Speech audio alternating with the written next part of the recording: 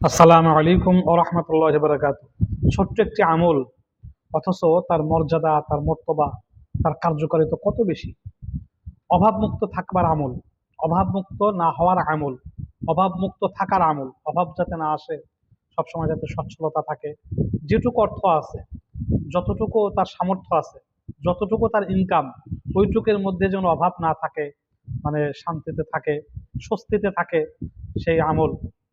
যে ব্যক্তি সর্বদা ফরজ নামাজের পর, পাঁচ ওয়াক্ত ফরজ নামাজের পরে, বা ফজর, জহর, আসর, মাগরিব, ইশা, প্রত্যেক ফরজ নামাজের পরে যে ব্যক্তি 21 বার ইয়া রাফিউ, ইয়া রাফিউ এই নামটা পাঠ করবে, প্রত্যেক ফরজ নামাজের পরে যে ব্যক্তি 21 বার ইয়া রাফিউ, ইয়া রাফিউ পাঠ করবে, আল্লাহ পাক রব্বুল আলামিন তাকে কখনো অভাবে রাখবেন না।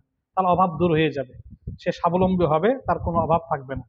প্রত্যেক ফরজ নামাজের পরে 21 বার ইয়া রাফিউ, ইয়া রাফিউ পাঠ করলে তার অভাব থাকবে না, সে অভাব মুক্ত হয়ে যাবে। আল্লাহ পাক রব্বুল আলামিন তার অভাব দূর করে দিবেন, অভাবে যাতে না হয় সেই ব্যবস্থা আল্লাহ পাক রব্বুল আলামিন করে দিবেন।